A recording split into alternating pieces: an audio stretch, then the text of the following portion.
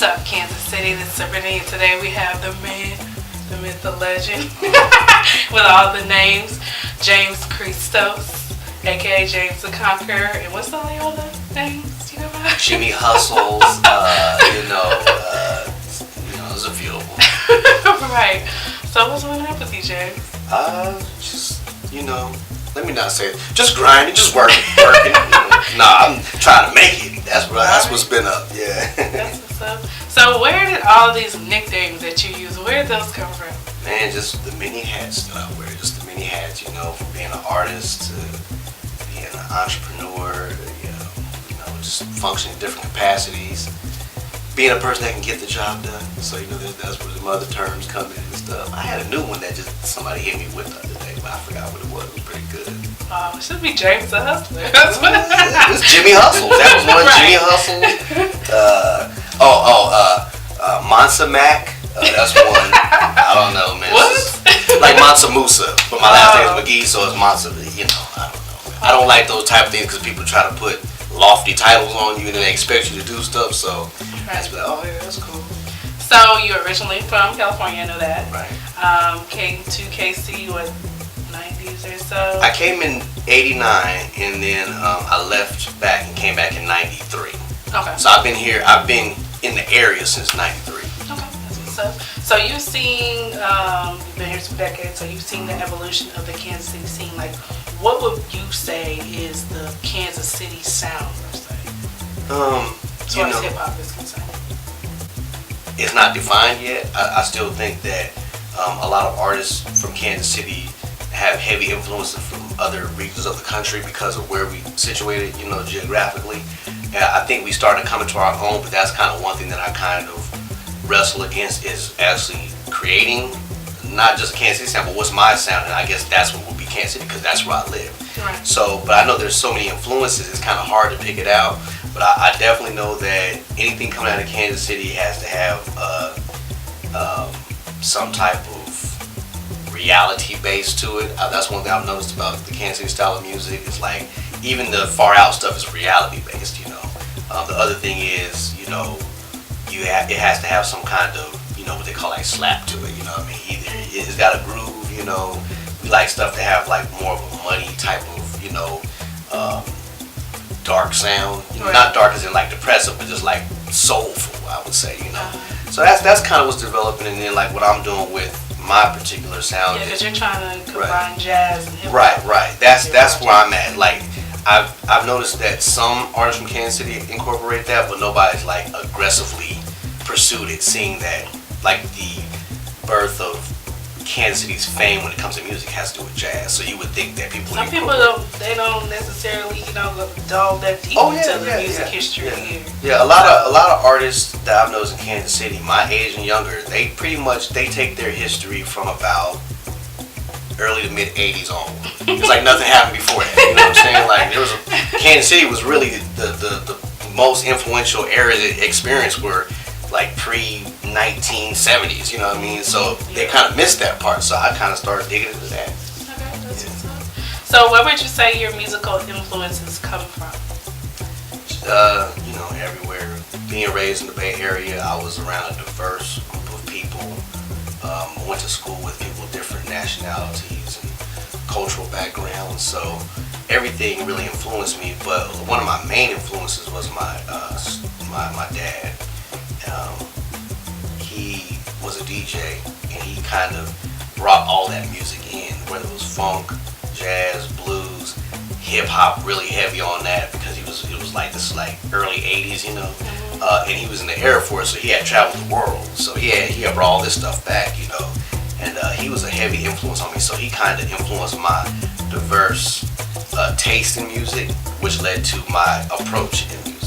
So DJ Sound Surge, shout out. Because how many instruments do you play? I know you keys and bass, And again, when I say I play them, I can make them make noise, create melody. Yeah, don't come to me talking about read this and all that.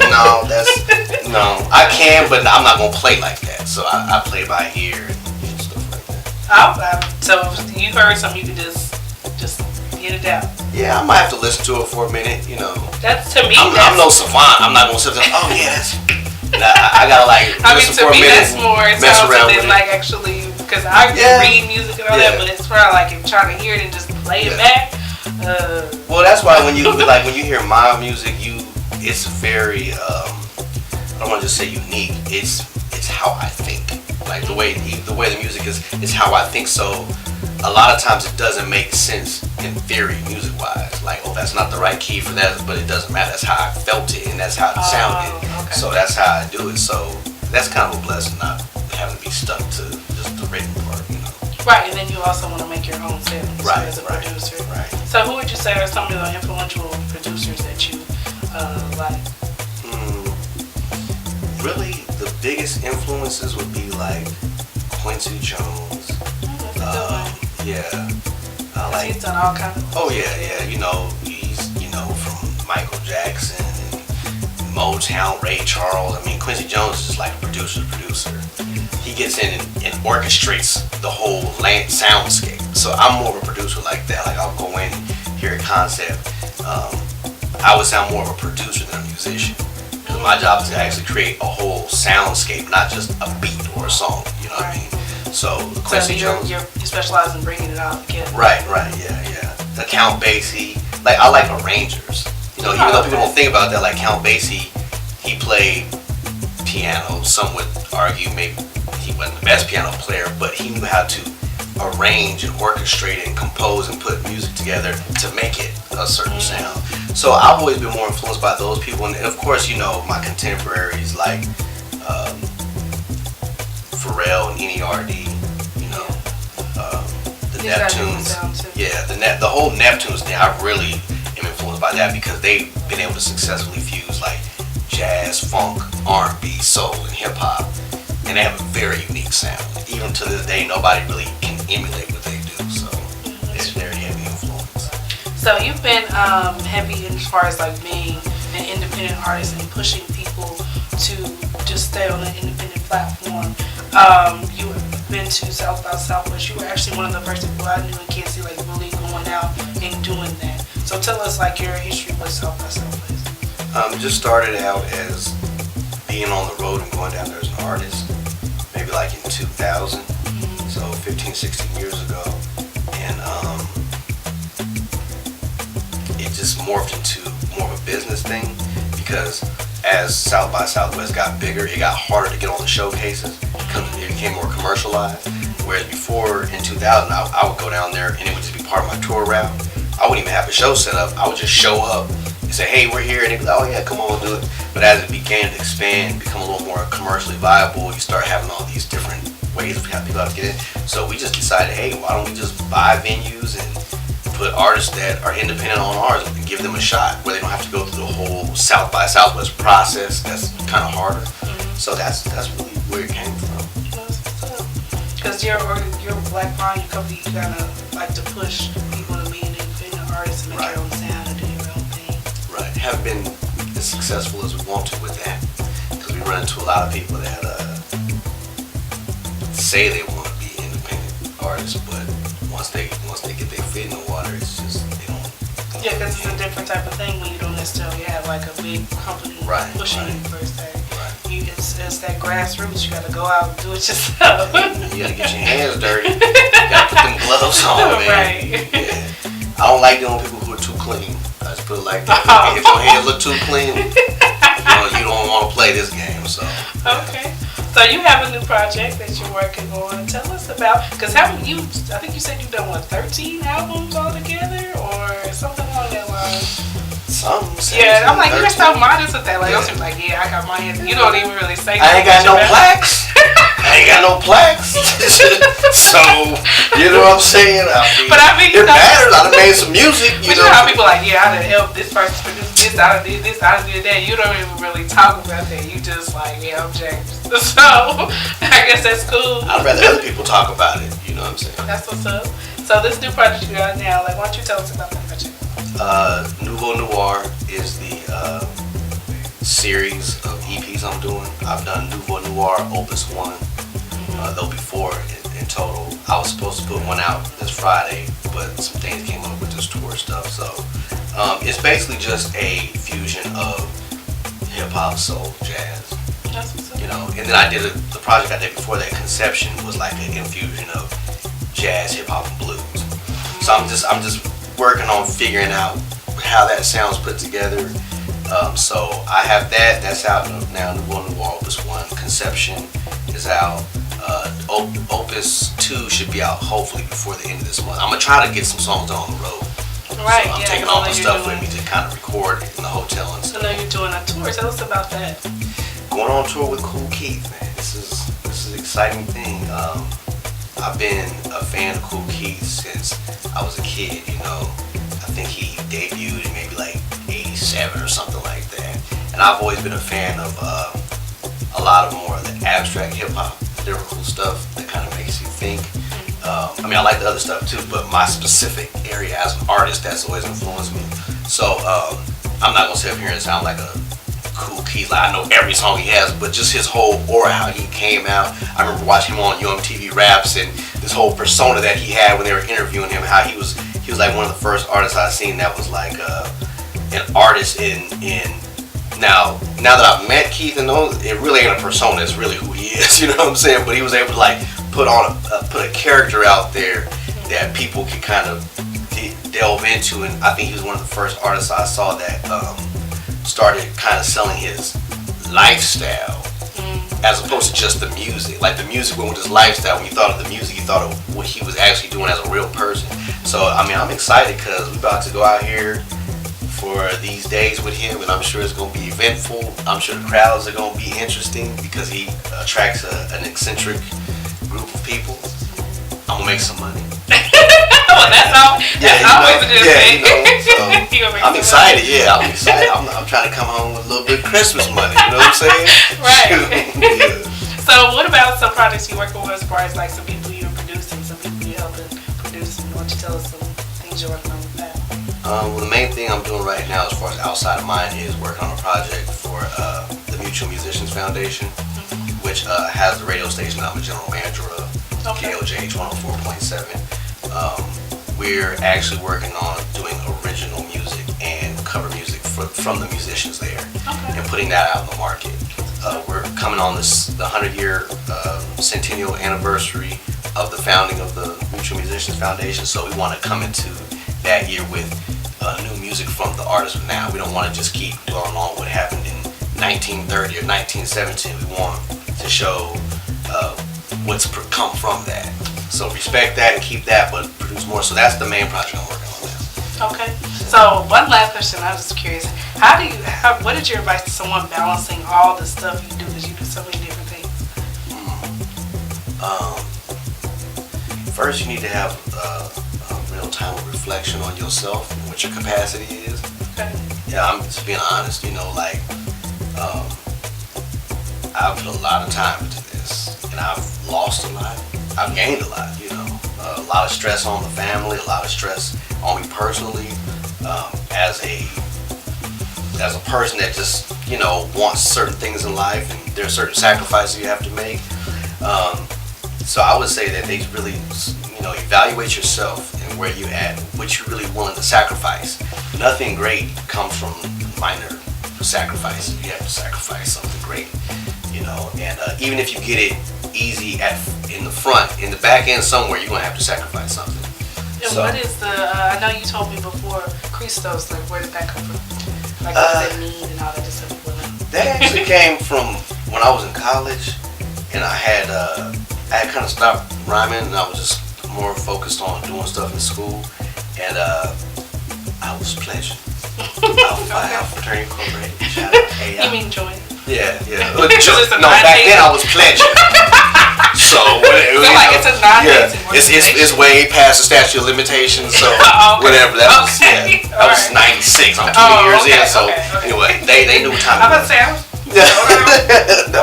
I was joining the organization, and because Alpha does not condone any form of hazing in any way. So, but I was coming on, and I'm a religious studies minor, and my I think it was my dean or my LB or something found some notes in my book, and I had wrote the word Christos because we were learning Greek at the time to be able to study the Bible, and I had a definition of it, what it was and everything. It means anointed, and you know, to us in the Western civilization, we hear Christos, we think automatically Jesus Christ or something like that. Which that was a title they gave him because that was the language they used.